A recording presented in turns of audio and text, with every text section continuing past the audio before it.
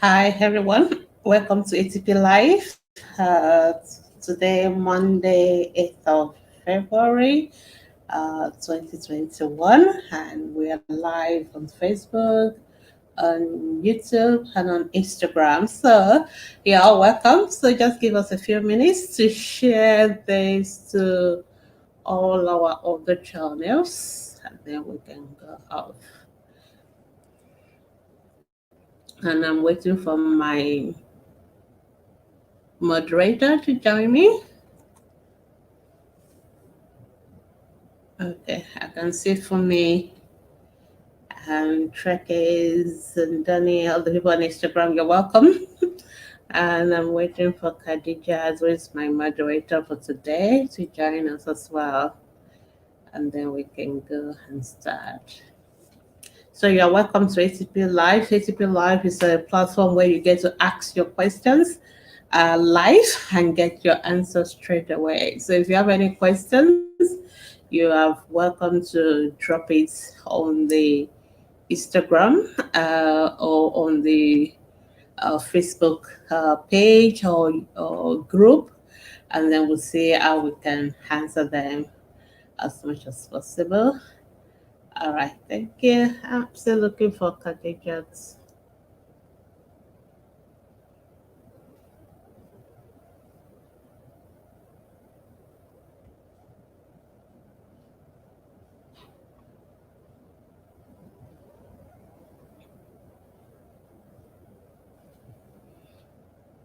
Okay, oh, Khadijat is unable to join. I don't know why she's unable to join. Um, I don't know, maybe the device she's using is not compatible. Fumi, are you able to join me? I can see you are here. All right. Or Khadija, you want to try again? I'm not so sure you can hear me now. All right.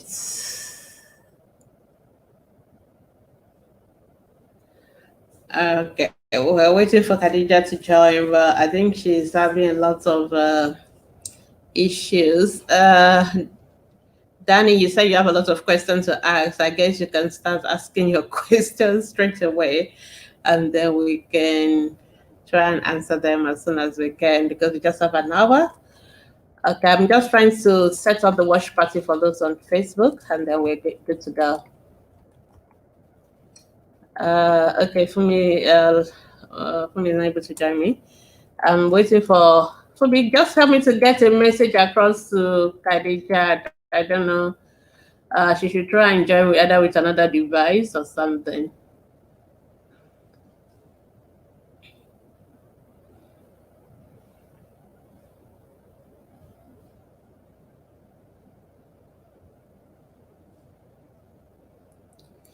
Okay, just a minute. I'm stretching up the video on the watch party for the Facebook group. All right, you're welcome. Okay, good. I sent that. Yes. Nice.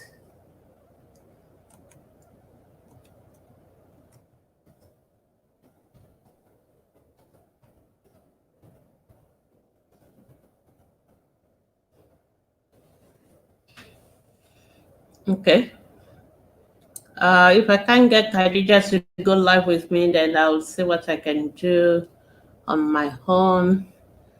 Um, Thank you so much, everyone, for joining me. Sometimes we have all this, uh, all these hiccups, so but we'll try and do our best.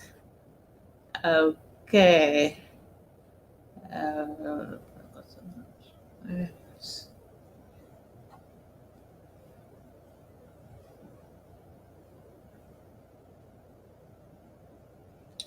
and the moderators can assist me by moving questions on the watch party um, to the to the to Instagram or to the page. One of them, I'm sure be able to answer them. Okay, good. I think I'm ready to set off. I can see a lot of comments already on the Facebook. Thank you all for joining. Thank you so much. Okay, the questions are still rolling in. So what I'll do is to go from Facebook to Instagram, and then I'll come back. All right. So let's start. All right. Sorry. Okay. I guess. All right. So let me just go on. Um, if any other moderator is ready to join me, just let me know, and then you can join me. It's not easy with Instagram looking through your questions. All right. Okay. So you're welcome. Danny, you said your baby is on admission at the EPU. So if your child is on admission, really the best pediatrician to speak to is the pediatrician managing your baby right now, because I don't think you'll be able to tell me everything I need to know. I mean, you're free to ask your question, but I just felt you may not be able to tell me everything you need to tell me to answer your question. But the doctors definitely will know more about your baby on admission. And if they've seen your baby, they've examined your baby, so they definitely will know better than I do about your baby. So I would rather say, well, speak to your pediatrician and let them raise your concerns that you have with them. I'm sure they will be able to give you better answers. And I wish your baby all the best. Thank you. Pierre Perfect say, my baby of 20 months is not talking. It babbles a lot and uses my hand as a tool when he wants something. He responds to his name. Okay, so a 20-month-old is a child who is already like 1.5 years and above. And at that age, we expect your baby to be talking, at least to have like 2, 3 words. Some babies even start to join words together by that age. So if your baby does not have any word at all, no clear word, then we need to evaluate the baby. Usually, sometimes the speech therapist wants you to wait until the baby is about 2 years old, and before they will evaluate the baby. But I guess it's not too late. So it's good that your baby is listening to his name, but we also like to have a formal hearing test done if a child cannot speak. So you may need to get a hearing test done, and then maybe need to see a speech therapist, and they can help us start with giving you some tips on what you can do to stimulate the language development. But I would really say you may want to see a speech therapist as regards that. Thank you. All right. Danny said my baby have ELA primary FTC. Okay. Is it failure to thrive? You mean your baby is not thriving? Okay, so your baby is already on admission, Danny, and like I told you, if your baby is on admission, the pediatricians will be best to handle your baby. For example, you didn't tell me the age of your baby, you didn't tell me the weight of your baby. What you can do is to take your baby to the hospital, which you have done already, and your baby is already on admission. So let the doctors take care of your baby for you. Okay, Khadijat is here now. All right, let's see whether we can get Khadijat to join me. That will make my life so easy. All right, so I think that is it. Okay, Vera, welcome, Vera. I can see Vera. Danny, yes, Danny, I've answered your question. Your baby is on admission, so I think it's better your baby is cared of. Okay, hi, Khadija, welcome. Good evening. I was worried about you initially. Let me see whether I can pull my phone down a little bit. Okay.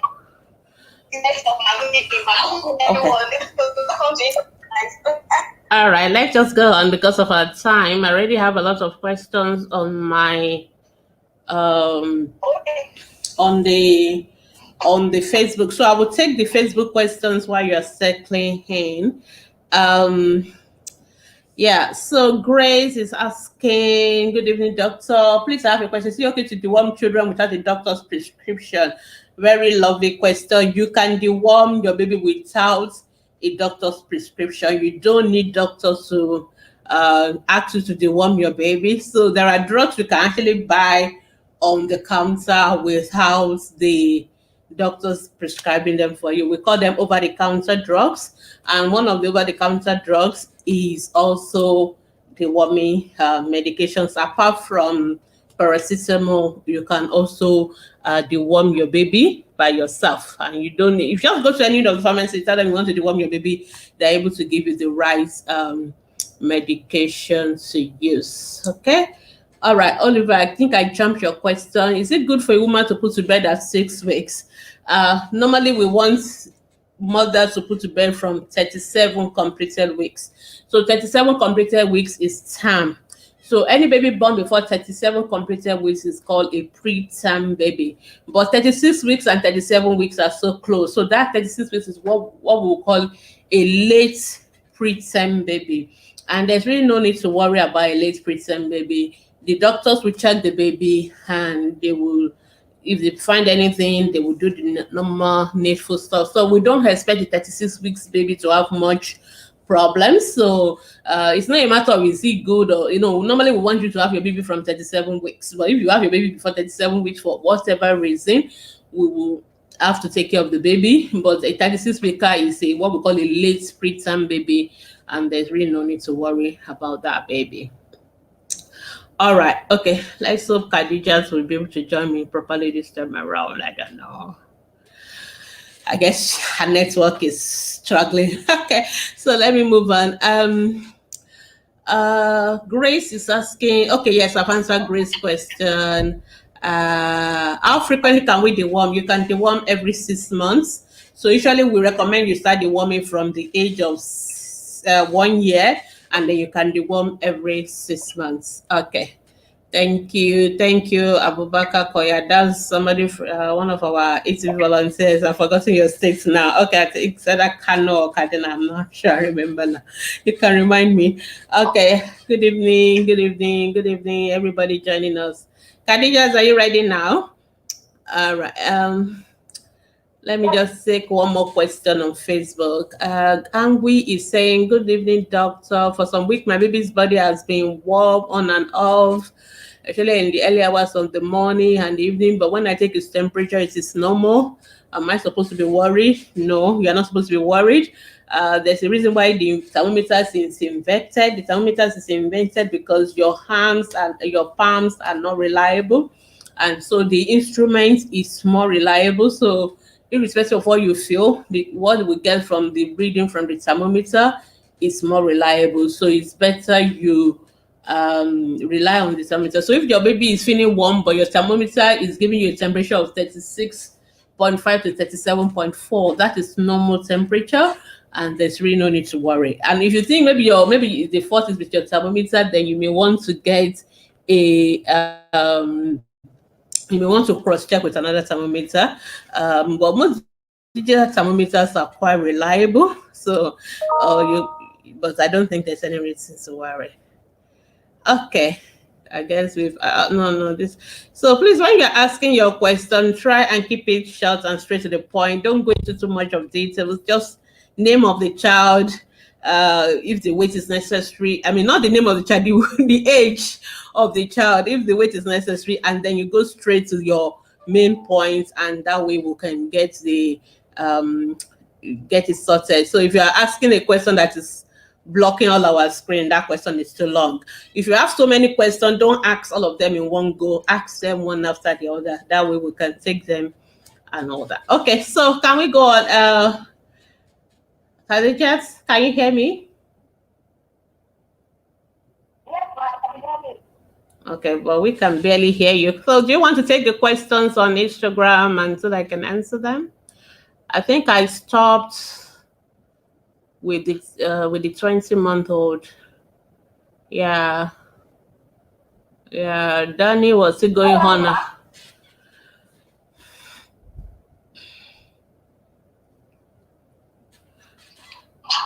Can you read any question you can see? I cannot see a question right now. I was seeing one before, but it is not appearing on my screen again. Can you touch your screen up and down and see? Okay, so I can see Danny is going on about your baby is 7 months old. It's not yet sitting, and the pediatrician is not forthcoming. That is a little bit kind of I don't know why your pediatrician should not be forthcoming. If your child is on admission, your pediatrician, you need to ask, and like, I really want to know what is going on with my baby. Your pediatrician should explain things to you and all that. So usually for a child who is on admission, I don't think it's good for us to be talking about that child. I think it's better you discuss with the pediatrician. It's your right to know what is wrong with your child. It's your right to know what your child is being treated for. So feel free to have that conversation with your pediatrician. And somebody, perfect, you say your baby was not talking before, but now you see your baby saying mama and dada. So when you're asking questions, just be factual. We rely on objective information. That information, there's a difference between a child who is not saying anything at all and a child who can say mama and dada. That is a completely different child. So because if your child is saying 2 words, I won't be worried in a 20-month old who's at least saying 2 words compared to a 20-month who is saying nothing at all. So there are 2 different things. To you, it may not make much difference, but to a pediatrician, that's a huge difference between the 2. So if your baby is already talking, then maybe you should just need to encourage your baby to talk more. If you go to our Facebook group, we have a unique section on what I call do-it-yourself speech therapy. Or you can also read posts by our speech therapists on how you can stimulate language development in your child. So you may want to read that, and you may want to use it to practice with your child. I hope that helps. Okay, can you see the question now, Khadija? Okay, fine. Let me keep taking the questions I can see. Okay, so Garrett is saying my good evening, doctor. My baby is over 7 kilos on EBF and is just 3 months old. Hope that is okay. You didn't tell us the birth weight of your baby, but I will not be worried. Just keep breastfeeding your baby and don't need to worry about that. Okay. Okay, guys, I guess I've answered all the questions on Instagram, so maybe that's why you're not seeing all the questions now. Let's just go back to Facebook and then do a little bit of Facebook, then we'll come back to Instagram. Okay, man, there's a question. Okay, just hold on. Let me just quickly clear the Facebook, then I will come back. Just take note of the questions. Yeah. Okay. Olori, why do you say, how can I administer zinc tablets to a 1-year-old and 2-week-old baby? What's the dosage? So zinc tablet usually comes as either 10 milligram or 20 milligram. You can use the 10 milligram for a 1-year-old, and it's just a tablet. The best way to administer tablets to children is to kind of crush it, put it on a spoon or on a paper and crush it. Then you can now mix it with a little quantity of water or like syrup or maybe any like vitamin B complex or just ordinary water, and give the child to drink. So that is how to administer. We usually recommend that for babies who have diarrhea, in addition to the ORS, you give them oral zinc as well. All right. Thank you. Thank you, Faith, for joining us. Thank you, Rachel, for joining us.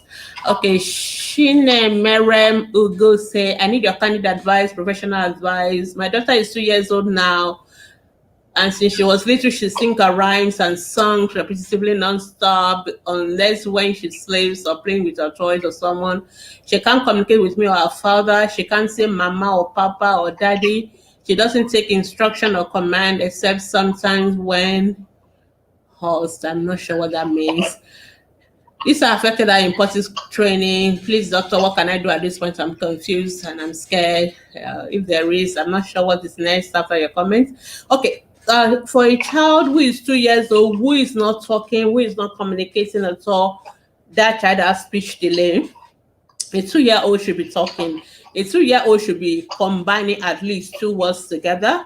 So your 2-year-old should have at least not less than 50 words in their vocabulary.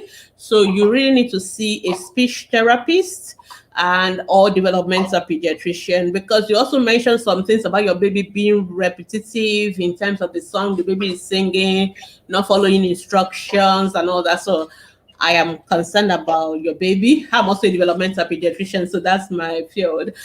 So your baby needs to see one of us, but usually you can see the speech therapist first, and then from the speech therapist you can be supported to see the developmental pediatrician for a proper developmental assessment. But there's some delay going on with your baby, so that child needs to be seen. All right. Timmy is asking, what is recommended weight for a 9-month-old baby? There's something like recommended weights. I think what you want to ask is what is the average expected weight of a 9-month-old. So, Khadija, there's a lot of background noise on your hand. Can you try and see how to reduce it? We can hear so much background. Okay. Yeah, Timmy is. Laptop and No, you don't need. Okay, you can put up the laptop or put this on silent. Okay, so Timmy is saying, what is the recommended weight? Okay, I mean, what is the expected weight? So an average 9-month-old should weigh 9 kilos. An average 9-month-old should weigh 9 kilos. Remember, the word I use is an average, because some babies can weigh a little bit less and it's still within normal. Some babies can weigh a little bit higher. So usually we say, if I say 9 kilos, so anything between 80% of 120% is a range, because just like your height, we are all not always on the same height. So there's no 1 feet height for everybody. There's no 1 feet weight for everybody. So there's a range of weights. We normally use the word centiles. So there's a normal within normal spectrum that is still within normal. But if you want me to say like 50% of children who are 9 kilos, 9 months old will be weighing 9 kilos. That's the way we call it at the 50th centile. So that's the way we normally use those terminologies. So that is fine. All right. Okay, let's move on. Thanks, doctor, for the answer. Hanwei, you're welcome, Hanwei. Okay, Timmy is asking because your baby is 6.8 kilos at 9 months. You didn't tell us the background. So what's the birth weight of your baby? Was your baby a preterm baby? So there are other questions that we as pediatricians, we always look at before we answer this question. So for example, if your baby was born preterm and weighing maybe less than 2 kilos or something, definitely I'm not going to expect that baby to also be 9 kilos at 9 months, like a baby who was born at 3.5 kilos, for example. So there are a lot of variety. But even there in 6.8, if I say 7/9 times 100, it's still not far from normal range. So I will not worry so much, but then I may want to start flagging it, because if you start dropping below that age, below that weight, then we're going to get into trouble. So your baby seems to be on what we call the lower centiles, lower limits of normal. But if you have more information about whether your baby was born preterm, what was the birth weight and all that, we may now decide whether it's still normal or not, or should we start to get, for example, if your baby was born like 3 kilos or 3.5, and now it's still weighing less than 7 kilos at 9 months, I will be very worried about your baby, because that is the way the baby should be doubling at 6 months. So there are a lot of factors involved. So if you provide more information, then I can be able to give you more specific answer. Okay, Shineme, I've answered your question. Yeah, I'm worried about your baby. Your baby definitely need to see a pediatrician, preferably a developmental pediatrician. Somebody said my baby's weight is 6 kilos at 2 months, so you didn't tell us the birth weight, but I'm not really worried anyway. Some babies gain weight a little bit fast at the beginning, but just make sure you are not overfeeding, exclusive breastfeeding. That's what we recommend. Okay, Rachel is saying my baby is born. It's like today is a day for weights and weights measurements. Okay, so for those of you who don't know, we have a website. We have our www.askpediatricians.com website, and one of the articles on that website is what is my baby's weight? What is my baby's ideal weight? And I took my time to kind of tell you how you can figure out your baby's weight. So you don't need to worry disturbing the pediatrician every time, or worry yourself about whether your baby's weight is okay or not. You can do it yourself. So I'm giving you, there are many ways you can do it. And the easiest ways to do it is that there are many apps that you can download, that you can put your baby's weight in, and it will tell you whether that weight is normal or not. It will tell you whether it's within normal. So there are a lot of many baby's weight check apps for those of you that have mobile smartphones. So you can always use that to figure out your baby's weight. The second option is that most of your immunization card, it comes with a chart. There's a weight chart where the nurses normally plot in. Ideally, we should plot in. Sometimes we just write, but ideally we should also plot it on the graph. So the nurses, when you weigh your baby, they should plot it on the graph, and then you will see some lines. So there are about some may have like about 3 lines, some may have up to 4, some may have to 5. But each of those lines will have the last slide and the lower line. So as long as your baby's weight is in between the last line and the lowest line, that is fine. But if your baby's weight is dropping below the lowest line, that means that baby's weight is very low, and that is danger. Or if your baby's weight is going too much above the last line, but we want your baby to actually to be on that 50 line. So anything in between the two extremes are fine. So then you also have some what we call rules of the thumb. So usually we expect your babies to double their weight at 6 months, and we expect them to triple their weight at 1 year, and we expect them to quadruple their weight at 2 years. So if you remember that, double at 6 months, triple at 1 year, quadruple at 2 years. So you can figure it out as well. So Rachel is saying my baby was 3.1 on October when baby was born, and now baby is 6 point. So Rachel, it's better to just tell us what is the age of your baby at that point instead of letting me start working out the age myself. So October to January, November, December, January. So that's about 3 months old baby, and your baby is already up. Your baby is almost doubling his weight. That weight is fine. There's really no need to worry about your baby. Okay, so many ways about baby. I think I've answered that question already as well. Just make sure for those of you that your baby the weight seems to be high, even though they are young. Just make sure you are not overfeeding. Try and make sure you give them exclusive breastfeeding. All right, Princess said I've always been looking forward to your live videos. Thank you, Princess. You're welcome. Thank you so much.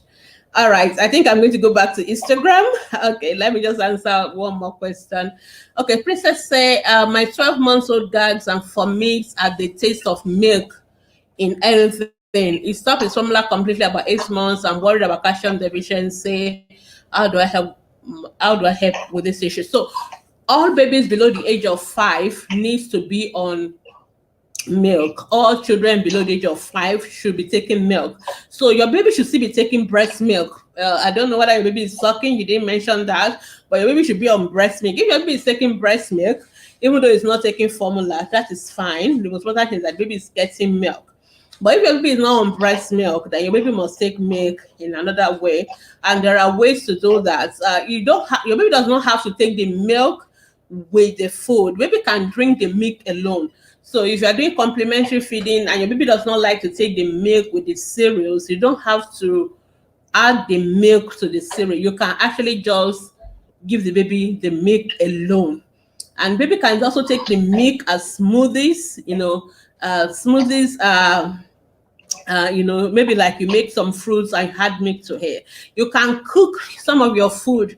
You can cook food with milk. Food like when people make pancake and all those things, there's milk inside it. So there are many ways by which you can give milk without necessarily adding it to the food, like the way you normally had it on top of cereal, the way you had it on top of other food. Just make sure you mix the milk properly and give it to the baby, or you can give the baby as a drink to drink on his own, or you can make it part of the cooking. When you're cooking any particular food for the baby, you can make sure that you add milk to the baby's food. Okay. Khadija, is your other device on? I think you should put it off. It's echoing me back and it's not giving a good effect. Okay, I'm hearing a lot of background noise from your hand. I don't know why. It's echoing a lot. Okay, so let's go back to Instagram now. So you can go ahead, ask the questions on Instagram. Okay, C4 Tops, it's saying, please, what can I use for a child of 4 years who isn't eating very well? Thank you. A child of 4 years who is not eating very well. So there's nothing you are going to use. You are going to encourage the child to eat. So there is no particular drug. I'm echoing. I think there's something wrong. I'm echoing back to you. Maybe I should change my location then. Or maybe you can use a earphone or something, but I'm echoing back and it's not good. It's not giving a good sound effect. I don't know why. Okay, so let me just try and answer the question because it's a very common question. So we have children whom we call picky eaters. I'm trying to adjust my phone down. We have children whom we call picky eaters. So picky eaters are children that don't like to eat food. So it's something common. And many parents always think that maybe there's a particular drug that the pediatrician is going to prescribe, and then your baby can begin to eat. The truth of the matter is there's no drug that we're going to prescribe to make your baby eat. Your baby is going to eat by eating food, but there are ways, there are strategies that you can use as a parent. I think it's better now. The sound is better. There are strategies you can use to encourage your child to eat. So we've discussed some of these strategies. Number one is to make sure that you eat as a family, eat at the table. Don't make the child to see the eating time as a punishment for him, and don't force them to eat. Don't overfeed them as well. So if you offer the child food, let the child take whatever they want to take, and then you take away the rest. You don't have to say, you must finish this particular quantity and all that. You don't have to force the child to eat. And then, of course, there will be some things the child likes. It's okay to offer the child more of what the child likes, and then gradually introduce new food to the child. So these are some of the strategies you can use. And you can feed the child. Some children, some of them like to just graze. In other words, they don't eat a lot of food at a time, but they can eat as often during the day. So you can let them eat more frequently throughout the day. So instead of saying you must eat 3 times a day, you can let them eat 4 or 5 times a day, since they're only going to take a little bit of quantity at a time. And try and give them choices. So it's either this or this, so that they can make 1 or 2 or 3 choices, after which they can take. And if that does not, he just take the food and keep it away. Don't start making it a force, like you must finish it. Then it becomes a battlefield. Then the child is not going to eat at all, because you're not going to win that battle, because they can hold it longer than you have the patience to do it. But just trust me that children don't starve. Children don't starve. Children, normal healthy children don't starve. So when they are hungry, they will eat. And okay, also try and offer them healthy food choices. So what most parents normally do is that when your child is not eating the healthy food, then you want to give them, you start feeding them with junk. So they're taking a lot of juicy drinks, sugary stuff, a lot of biscuits and all that. When children are eating those stuff, they're not going to eat the normal food. So make sure that you don't give them unhealthy food choices. Make sure you don't give them too much of all those snacks and all that. If you want to give them snacks, give them fruit, give them veggies. Don't give them biscuits and juice and all that. If you give them too much of chunks, then they are not going to have, they are not going to be able to, they won't be interested in eating healthy food. So if they don't eat the healthy food, don't take it away, but don't offer alternative that will fill their tummy up. So that they will, when they are hungry, then they will eat the real healthy food. So it's just to accept that some children are going to be fussy, and there's nothing you can do about it. But the most important thing for us as pediatricians is to make sure that these children have healthy weights. They are gaining weight steadily, and they are at least eating enough for their weight. Another thing is that some parents also have wrong information about what's the quantity a child should eat. So they want them to eat a lot, and sometimes the child doesn't need to eat so much for them to be okay. So the most important thing is, the most objective thing is the weight of the child. Is the child gaining weight? That is what we need to know. So as long as the child is gaining weight steadily, that is fine. Okay, so let's move on to the next question.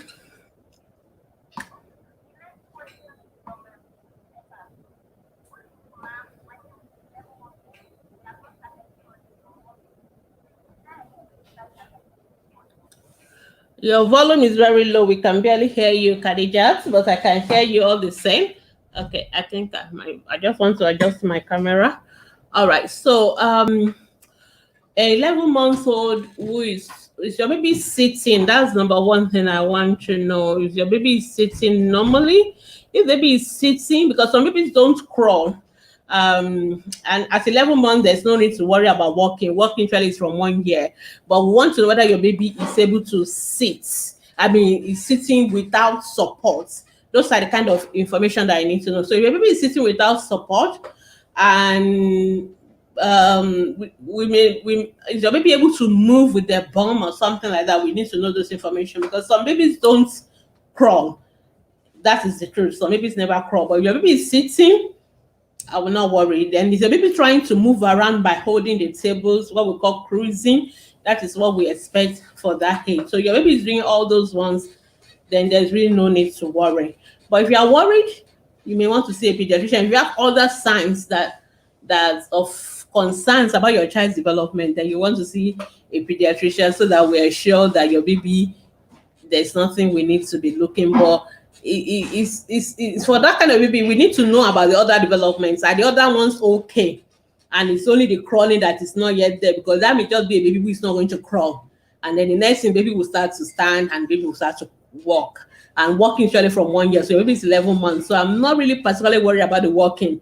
And I'm not particularly worried about the crawling, because some babies don't crawl. But I'm worried if your baby is not yet sitting by him or herself, then that is a problem. Then you must see a developmental pediatrician. Okay, can we move on?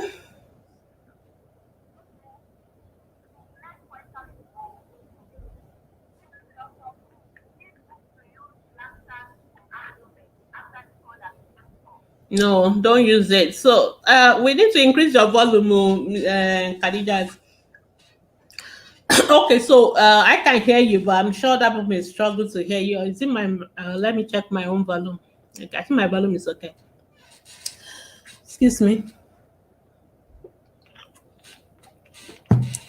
Okay, so we don't encourage you to use the dry it or wet it on the cord. Not at all. I know it's a very common practice, especially in the western parts of Nigeria, but it's dangerous practice because it has been a cause of burns to the baby, and it doesn't serve any useful purpose. There are two main methods we recommend for you when it comes to cord care in your babies. The number one is chlorhexidine gel. Most of you that give birth in our antenatal in the hospitals these days, they give you that the chlorhexidine gel. It's a gel, it's an antibacterial gel. The advantage of the gel is that you apply it just once a day, and you just apply it until the cord itself has healed and everything is fine. So you apply the chlorhexidine gel. If you don't have the chlorhexidine gel, it's available. It's over the counter. You can buy it by yourself. If you don't have the chlorhexidine gel, you can use methylated spirits. The difference with the methylated spirits is that you have to apply the methylated spirits several times a day. You have to clean the cord not once or twice. You have to clean the cord every 2 to 4 hours. So usually what I recommend for parents is each time you change the diaper, you must clean that cord, because some of you clean the cord in the morning and that is it till the night. No, you're supposed to clean that cord and you must keep the cord dry. The cord must always be dry. So don't cover the cord with the what's it called? The diaper.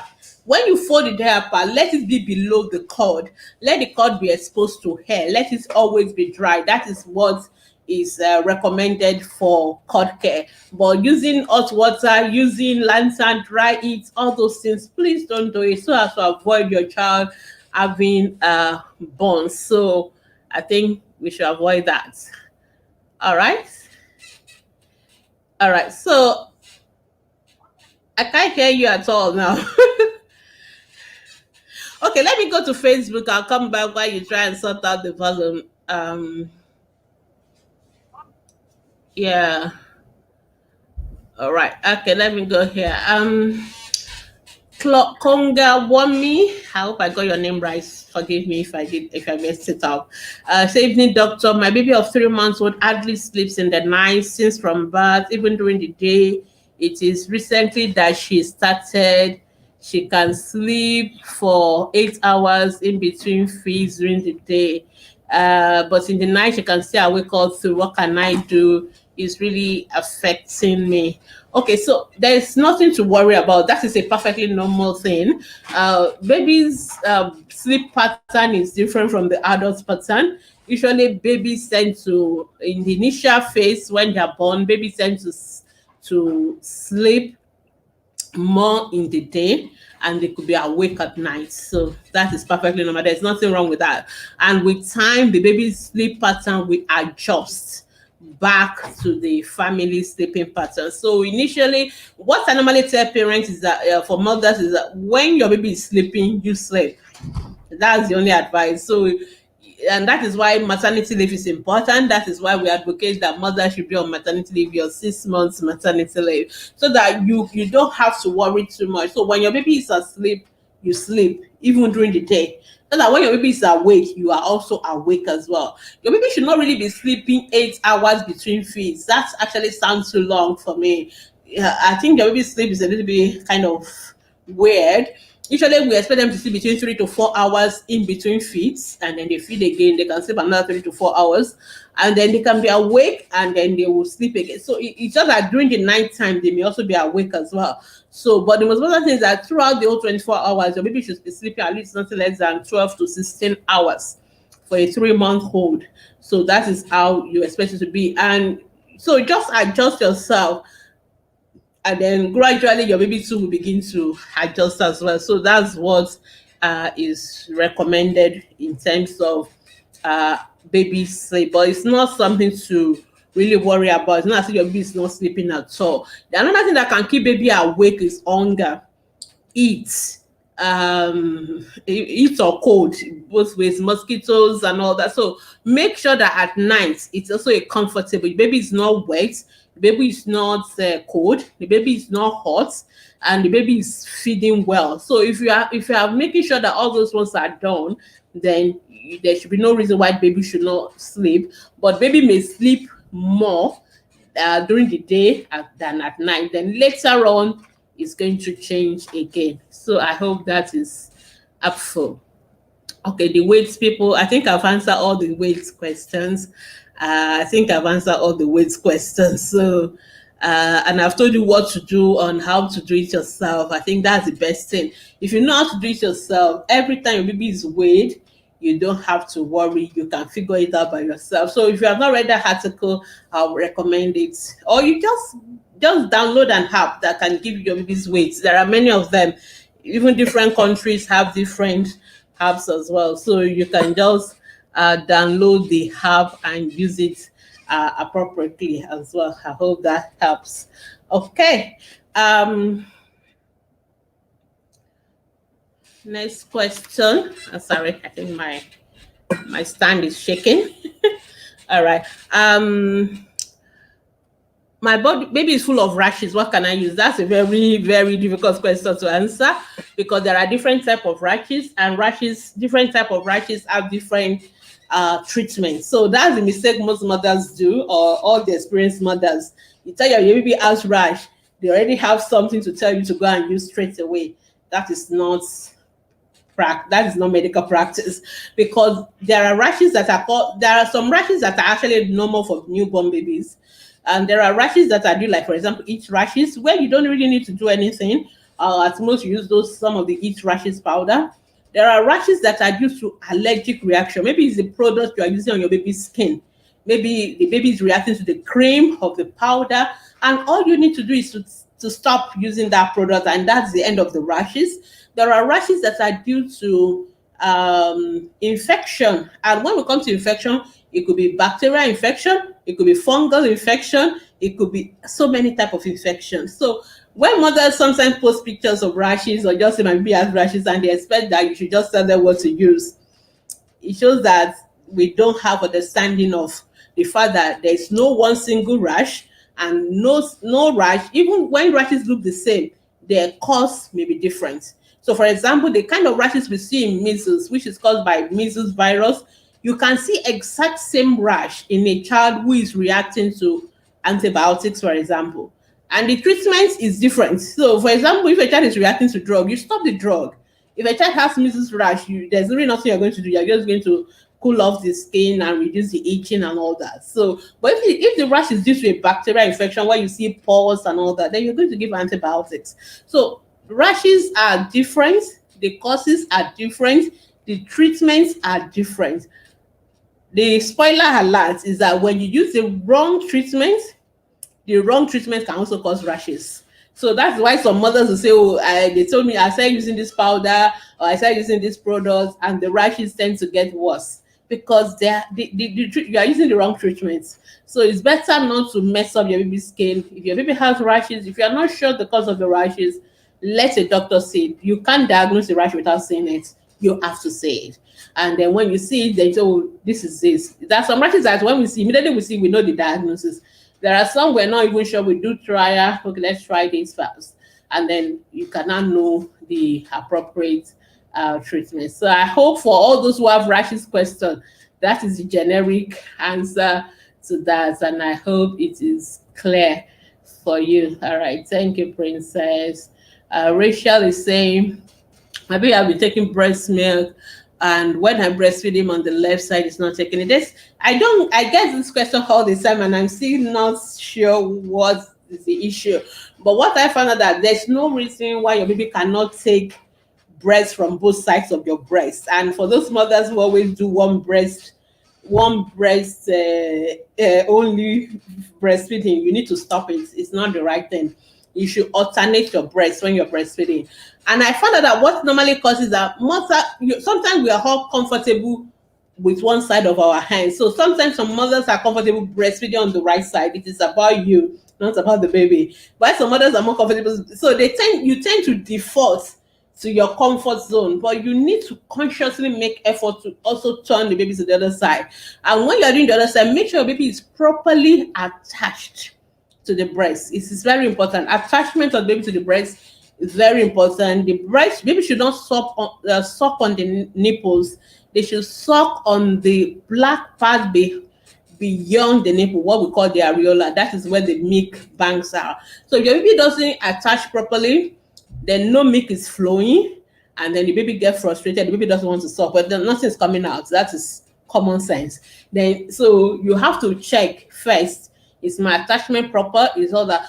Another way you can know what is going on is that express that breast milk on that side. Express it and give the baby and see whether the baby doesn't take it or not. So if you express it and baby is taking it, that has answered your question that there's really nothing wrong with that breast. There's nothing wrong with the breast milk. So maybe it is your attachment that you really need to work on or something. But there is absolutely no reason why a baby should suck only one breast or suck only one side. I found out that usually it's the mother's own default comfort zone that make us do all that. All right, I hope that's helpful. 9-month-old baby crawl with the stomach. I don't know what you mean by crawl with the stomach, whether it's good. Usually when babies want to crawl, they start with the tummy, but then the proper crawling is really on what we call the bear crawling. They go on the fall. So you need to be sure your 9-month-old baby should be crawling properly, and you should be able to go on all fours. But like I said, if you're worried, you need to see a pediatrician. Nanji is saying, good evening, doc. Please, can I give my son calcium, liver hall? How old is your son? You didn't answer. Okay, your baby is 1 year and 3 months old. And at what age am I to deworm my son? Okay, so number one, most of these drugs, can I tell you guys a secret? We don't really like you giving your children drugs. That is the honest truth. You don't need to give children drugs because drugs are prepackaged stuff, and most of the time when they say you're giving a big calcium, when these pharmacists want to produce those products, for them to keep it stable, for them to keep it lasting long and all that, they add other things to it. They call them excipients. They add other things to it. So it's not like it's only the calcium that is there, but you will not read all those other stuff, and those other stuff also has their own issues. Of course, most of the time they would have tried to reduce them to barest minimum that is necessary and all that. But bottom line is that there are other things you're giving your baby when you're giving drugs beyond what you think you're giving. So it's better you give your child these things from their natural products. Give it from food is better than to give it from tablets or syrups and all that. That is the honest truth. So your baby need calcium, let your baby take milk. Milk is a good source of calcium. There, fish. Those are the places where your child can get these things. It's better that way. And fruits and veggies, they will give your child vitamins. It's better that way than to be giving them tablets and syrups and all those other things. That's the honest truth. We only recommend those ones when, like, your child is really deficient and we really want you to give them quickly so that we can get them up to speed. But as much as possible, avoid drugs if you can avoid it. Just give your child natural food, fruits, veggies, better. In terms of deworming, we recommend. So let me answer this question because some other people will. This is a group that we watch all over the world. So in some countries they don't deworm their children because deworming is necessary in places where there's a lot of worm infestation. Nigeria is one of them. So in countries where there's a lot of children who have worms, it is recommended that you deworm your children routinely. So we deworm them whether they show signs or not, because we know that it's a matter of time they will have worms. And usually it is recommended from the age of 1 year, and you do it every 6 months. So deworm from 1 year and every 6 months.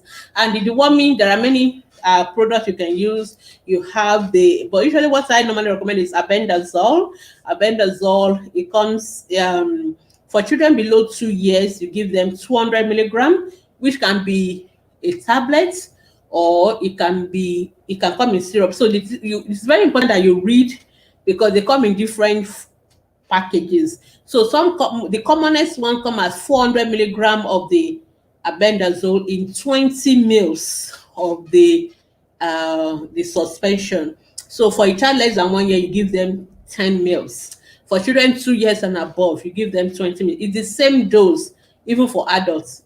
As long as you are 2 years and above, even to adulthood, it's just 400 milligram at once for deworming. But for children below 1 year, you give them 200 milligram or 10 mils. But there are some people, their home product comes as maybe 400 milligram in 10 mils. So you really need to look, you need to read, or better ask the pharmacist when they're giving you, so that you know the right one to give. I hope that helps. Oh my goodness, time flies when you are here. Okay, the last question of Facebook. Good day, doll. Please, anytime I lie down to breastfeed my baby, the breast comes from his nose. Then you are not comfortable breastfeeding properly. So breastfeeding on the side is a position for breastfeeding, but it's a technical position. You really need to know how to do it. So if you don't know how to do it, I always tell mother, sit up and breastfeed. It's safer. But if you know how to do it, you can do it. So you can learn it, but there's a way to position your baby. You have to position the baby in a way so that the breast milk flows down from the mouth to the tummy. But if you are not doing it properly, it's going back the wrong way. You didn't tell us the age of your baby. It's a little bit more challenging with the very small babies. The older babies know how to position themselves. So if you are not very comfortable, you are not sure to do it, you can either watch a video on, we have a lot of breastfeeding videos on our Facebook group on how to position your baby for births laying on the side breastfeeding. But if you are not sure, please sit up and breastfeed your baby so that we don't get to have what's it called? The baby aspirating breast milk. Okay. Khadija, do we have questions on our Instagram? Oh my God, what happened to your volume? Okay, just go on.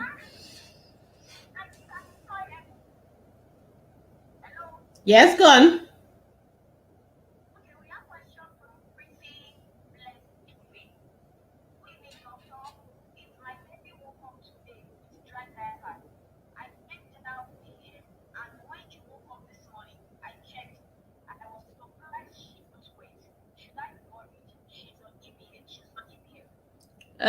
This kind of question for those who didn't hear. So this is a 12-month-old baby with a dry diaper. Now the diaper themselves are very these days, because the people making them are trying to make them super absorbent diapers and all that. So you really need to be sure first. But the best option is take off the diaper, breastfeed your baby. Most babies will pass urine within 30 minutes of breastfeeding them. So if you are worried whether is your baby making urine or not, which is the question we're trying to answer here, what you need to do is to take off the diaper and breastfeed that baby, and keep the diaper off and keep watching. Sorry, you're going to watch for another 30 minutes and then see whether the baby makes urine or not. So if your baby makes urine within 30 minutes, then there's really no need to worry. But if your baby is not making urine, that's an emergency because you really have to take the baby to hospital. Because I can see that you say your baby woke up this morning, diaper was dry, and this noon she didn't pee much. Okay, that pee much is really because so your baby has passed urine, that is reassuring, but whether it is appropriate quantity or not. So the amount of urine baby pass depends on the amount of breast milk baby is taking. It also depends on the weather. So, for example, when the weather is very cold, baby are not sweating, so they pass a lot of urine. So the diaper gets wet a lot. But when the weather is hot and the baby is also sweating, so they tend to conserve the urine as well. So there's little passed out. So you need to watch. You need to watch that. But the most important thing is that are you also giving enough breast milk? So the amount of breast milk you're giving also matters. So if you're not giving enough breast milk, then there'll be little to pass out. So those are things you need to do. So first, make sure you yourself you are breastfeeding well. You may need to monitor the urine. You can actually collect it and measure it. There's a way we calculate it. But if you think you are really very sure that the amount of urine baby is passing is really small, then you really need to get the baby to see a pediatrician as soon as possible. Yes, let's move on. Thank you, ma'am. The next question is Nikite. Please, ma'am, what is Ela and what can be done to cure it?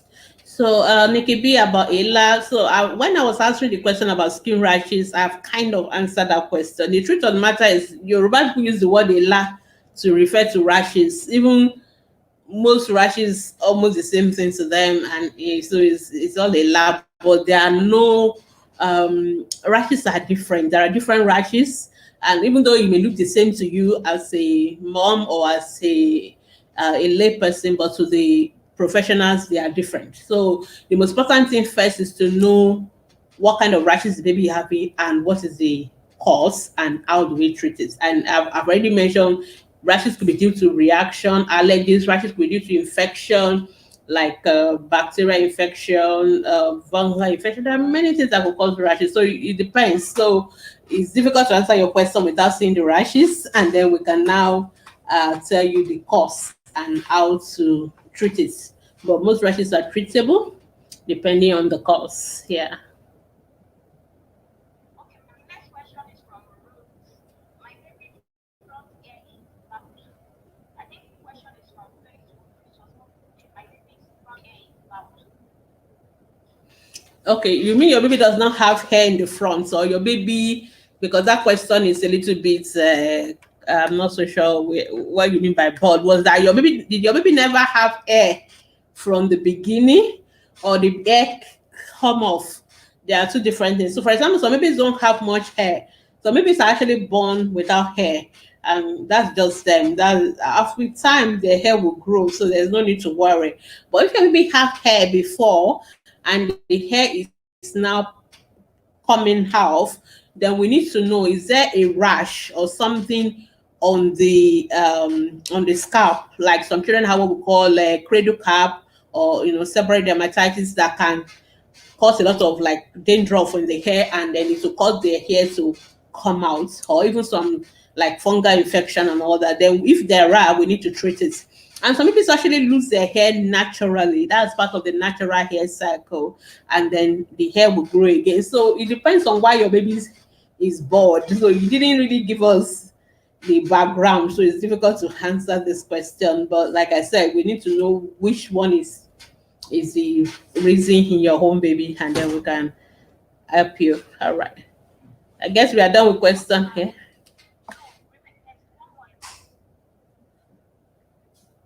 Hello, ma'am. Yeah, go on. Med good evening, doctor. Please, my 7 weeks old baby has terrible catarrh. How do I control it? Qatar. So Qatar can be, it's usually viral infection, and there's really nothing to do. Most viral infections are going to go on their own.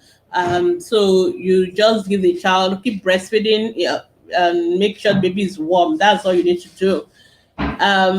If your baby has fever, or your baby is not breathing well, or your baby is breathing very fast, then that baby needs to see a pediatrician, because that may be due to some, or your baby is having difficulty with breathing. then that may be due to some other signs. So, um, uh, like pneumonia and all that, we need to see that baby. But maybe just cancer, no fever, maybe it's breathing well, maybe it's not having difficulty with breathing, just leave the baby, it will blow over, and there's really nothing. It's a viral infection. To run is usually about 2 weeks, and then that will be it. Yeah.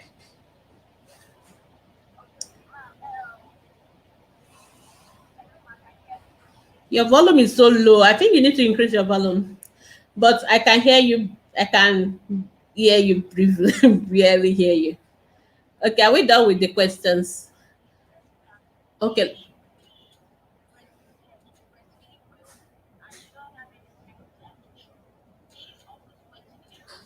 Yeah, so I guess that maybe that's why the urine is reduced. That if your baby is sucking well, sweating a lot, and maybe that's why the urine is reduced. So I won't really worry so much, but you need to keep an eye on it. And if you worry, it's better to err on the side of caution. Like I've told you, I will really check the urine and see whether I can collect and see how much quantities the baby has made in maybe certain amount of time. When you tell your pediatrician that, it's more informative, and then it will help us to know whether that quantity is adequate or not. So I don't think you need to worry from what you told me anyway. All right, let me just quickly answer the questions on Facebook. Yeah.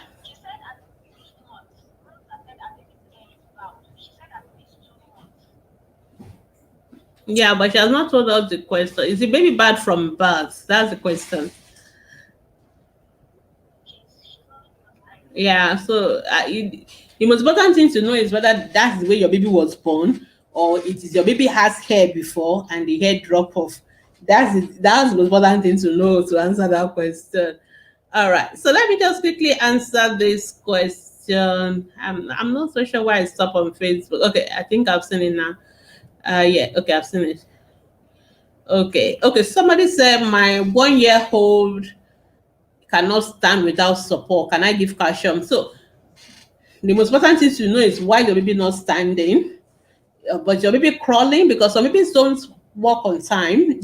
So usually I won't worry about a baby who is not walking until the age of 18 months. So it may just be a baby who is slow. It may not. It has nothing to do with the bone. It has nothing to do with the calcium. It has to do with the brain. Your development of a child has to do with the brain. So if you don't give me those other information, I won't be able to answer that question. But I don't think it's a calcium problem. The child is not walking or standing. God's purpose. Okay, your baby is 8 months old. Your 8 month old should be able to suck properly. Sitting up. I mean, breastfeeding on the side. So maybe it's your technique. If you're not getting the technique right, then just sit up and breastfeed the baby. That's better. Okay, I think we've gotten your question. And Soyin is asking, after the 9 months immunization, is there any left? Yes, there's still immunization at 15 months. So yes, your immunization card should have those information. So if your immunization card don't have it, then you need to get a new one, because in Nigeria now immunization ends at 15 months and not at 9 months again. So we have the measles too is given at 15 months, and there's also vitamin A. Some give it at 9 months, 15 months, but some give it at 6 months and every 6 months until your baby is 5 years. It's not immunization strictly, but we usually give it during the immunization period. So I always try to talk about it as well. So immunization does not end at 9 months. So I hope that helps. Okay, Rachel is saying my baby is not going to toilet when I breastfeed him sometime, and my aunt say I should be giving him milk powder. This question is not clear. Are you saying your baby is having constipation? Is your child not going to toilet at all? And it's too hard? How old is this baby? So each time you're asking your question, you have to always start with the age of your baby again, because I won't remember. I know you've asked the question before, but you need to remind me again, because so many other questions have come in between and I can't remember. And the question is not really clear to me. What do you mean your baby doesn't go to toilet? Is your baby constipated, or what? It is too hard, and how often does your baby go to the toilet? Is the baby going to the toilet once a day, or how often? So those are the information we need to be able to answer your question. Okay, so your baby is 3 months old. Yeah, babies on 3 months, baby who are 3 months old, who are on exclusive breastfeeding, they don't have to go to toilet every day. In fact, they may not pass stools for up to 2 weeks. So you don't need to give milk powder because of that. Just keep breastfeeding your baby exclusively, and you will notice that when eventually they pass the stool will still be normal stools, no soft and not hard. That is perfectly normal. So don't give anything. Please be very wary of people who come to you and tell you to give this, give that for every little thing in your baby. It's a very wrong practice. And I don't know why people like to do that. And I don't have any problem with people doing that anyway, but I have issues with you taking their advice. So please don't just take advice when it comes to your children from just anybody. The health of your children are so important. So it's important to get advice only from professionals. Not everybody can advise you about health of children. Not everybody, even though they've had 10, 20 children, doesn't mean they are right. It doesn't mean they know what they are saying. And I know we are in a culture where all of us are, we're a village raising the children, but it's okay, which is good. But when it comes to health, we need to be careful so that we don't create problems. People meant well, but you may mean well and give the wrong information. So, for example, your baby is on breast milk, your baby does not pass through. Now you're asked to give powder milk. That's going to even worsen the diet. It's going to worsen the constipation. So, because babies on formula are even the one that are more prone to having constipation, and that's why you have to give them water. If your baby is on formula, it's not only enough to give the formula, you have to be giving plain water as well. If you must always follow the instruction of the manufacturers, and if you follow it, you see that they also say after the milk you give them plain water. But babies on breast milk don't need water, just breast milk alone. And the fact that they don't pass through every day does not mean they are constipated. That's not constipation. It's still normal because the breast milk is pre-digested, so most of it is absorbed. So it's only little residue left. And so they tend to accumulate it before they will pass it out. But you notice that your baby is otherwise fine. They may be fatting, passing gas, and the tummy is not swollen. They are not vomiting. Baby is active, healthy, gaining weight well. You don't need to worry. You don't need to give your baby anything. Just continue breastfeeding exclusively for the first 6 months. I hope that is clear. So we still have any more questions? Our time is up. We need to round up now, but I will just take any last question that may come from Instagram.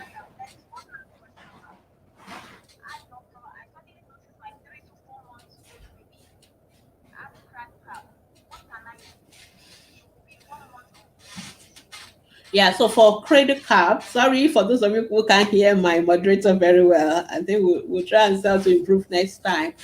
For credit card, it's a form of what we call seborrheic dermatitis, but basically it's like dandruff. There are some scales in the baby's hair. So what you need to do is to usually you need to wash that hair with shampoo, the baby hair shampoo, and when you wash it, then you can comb it off, and you comb off but you have to do that every day and comb out the scales. Sometimes if it is really so sick, you may first soak the baby's hair with olive oil in the night, so it will soften those scales. Then you wash it with uh, hair shampoo, baby hair shampoo in the morning. When you wash it, you still need to use your comb to gently comb out all the flakes until they are all out. You can do it progressively over a few days, it will all come out. If you try that and you think it's not going, then you've got to see a pediatrician, because sometimes we have to use some other higher level of treatment. But majority of them will work with that simple method. But the very serious ones, sometimes we have to use what we call antifungal hair shampoo to deal with it. But majority of them don't require that. All right. Okay. Let's take final questions. I think I've answered this one already. Okay. I guess somebody is saying, is it okay for a 12-month-old to eat any and everything? Therefore, we shouldn't give 12-month-old. There's nothing you cannot give your 12-month-old. Anything you can eat, your 12-month-old can eat it. In fact, that is what we want. We want them to eat from the family pot. So we want the children to eat from the family pot. So that is what is recommended. So thank you so much. All right. So our time is up, and I think I've answered all the questions that came in. And so thank you so much for everyone joining us. I can see one last question on Instagram about 7-month-old who is not yet sitting on her own. Usually wait until 8 months. Just give baby another 1 month. If baby, by 8 months your baby is not yet sitting on his or her own, then you should see a pediatrician. So thank you so much. So we bring ACP Live to you every Monday from 6 to 7 p.m. on Facebook, Instagram, YouTube. If you still have questions, no problem. You have to go to our Facebook group and you can post your questions there. You can post your questions on our Facebook group from Mondays to Saturdays. And our pediatricians and other healthcare professionals, supported with our moderators, will be there to answer your questions. If you want to pose questions that are very sensitive, you can also use the anonymous post option, which is available on our group. So nobody will know your name and you can still post your question. And don't forget that you can also watch all our past ATP Live. You can watch it on our Instagram TV channel. You can watch it on our YouTube on ATP TV, ATP TVEE. Or you can also watch it on our Pediatricians Foundation page and Ask the Pediatricians Facebook group. So, and for the adults, we also have our Ask the Family Physician Facebook group. So there are many ways by which you can get your question answered, and you can also read lots of topical articles on our website at www.askthepediatricians.com. So thank you so much everyone for joining us. Thank you, Khadija. I know your network was really hard, but I thank God that you made it through. Thank you so much for supporting me today, and we'll see you all same time next Monday. And keep on following Ask the Pediatricians. Follow us on YouTube, follow us on Instagram, follow us on Twitter, follow us on Facebook, and support us, our vision of getting to that point where no child in Nigeria and indeed Africa will die from preventable deaths. So that's our vision. Thank you so much, everyone. I'll see you same time next week. Bye. All right, let me just send it first on Facebook.